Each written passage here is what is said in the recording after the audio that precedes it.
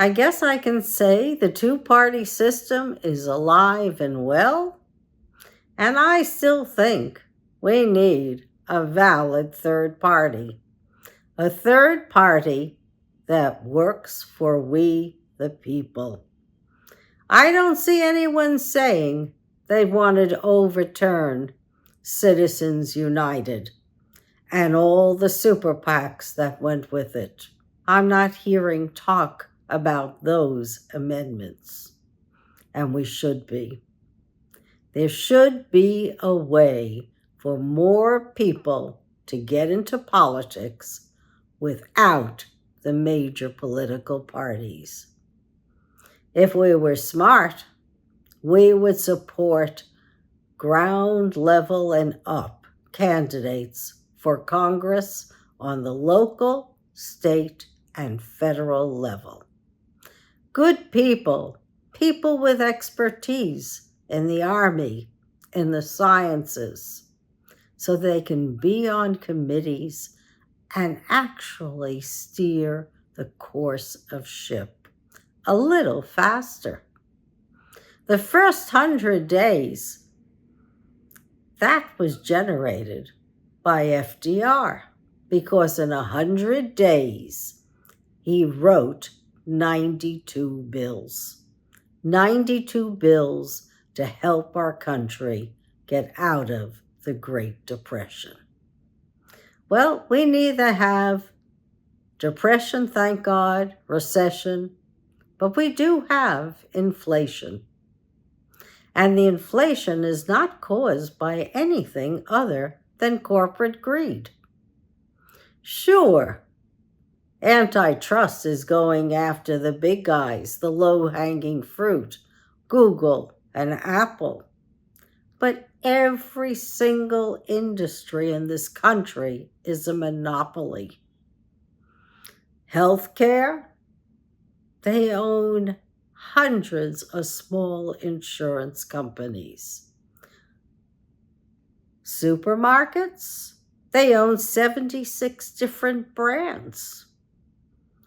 Pharmaceuticals, airlines, you name it, 3, maybe 4 players. No chance for competition. No chance that others will make it in or that we're encouraging entrepreneurship. We've got major problems in climate. We're not doing anything about it. We could be using heat pumps just like they're doing in Europe. Not only that, I understand there's a hell of a lot of thermal energy underneath all of our cities. They're using thermal power in Nebraska. We could be using it right here, probably in New York City. And we could be adding green roofs to all our roofs and solar panels. And what are we doing? Nothing.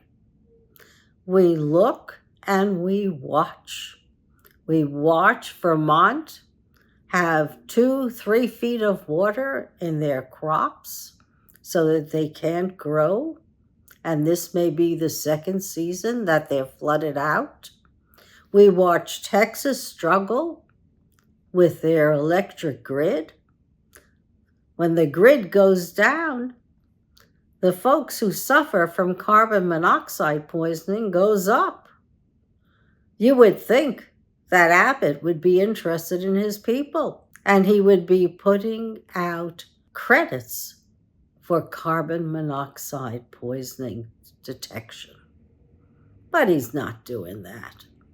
Now, he'd rather play games with whatever migrants come into his state.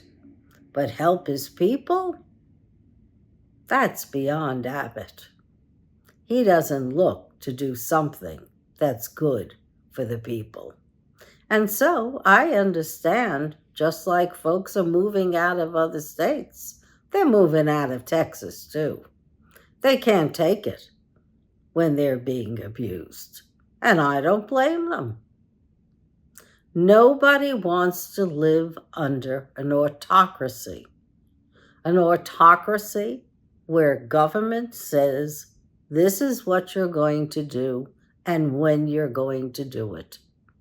In Utah, they've just banned 13 books. Judy Blume was one of them. I can't understand that because I remember my kids reading Judy Blume and I reading Judy Blume to the children. Margaret Atwood I could understand, but not Judy Blume. And I joke when I say Margaret Atwood. Any author who has gotten such renown should not be banned from America's shelves. The beauty of reading is you learn. May not be your philosophy of life, but you learn about people, the world, relationships. You think.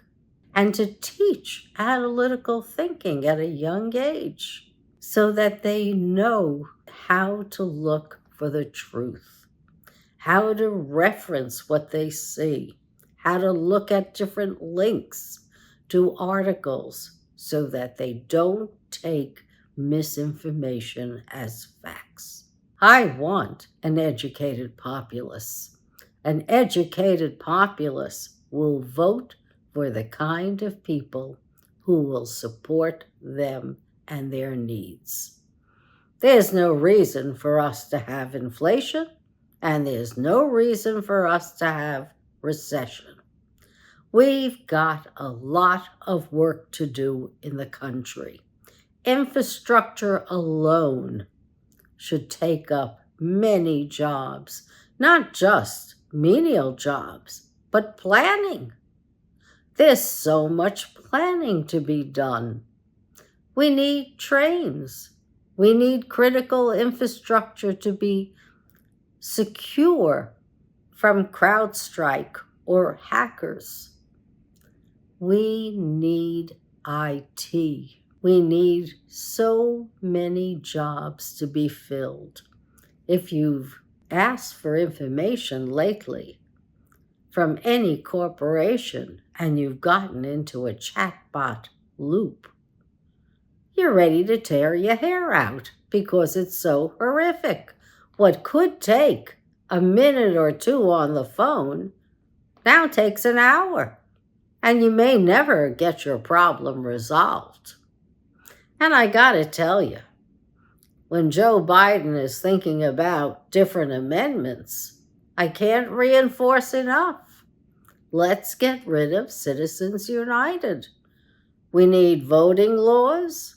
We need to overturn what the Supreme Court has done to make an imperial president, because one day somebody really will be an imperial president. And if Trump gets in, that's a given. And what will happen to the needs of we the people? They're not going to be considered. Not when Trump's best bud is Putin. And Putin is now suffering with a housing shortage in Russia.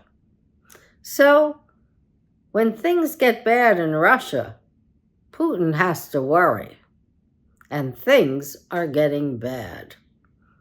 I'd like to be able to break up the cabals of the Democratic Party and the Republican Party.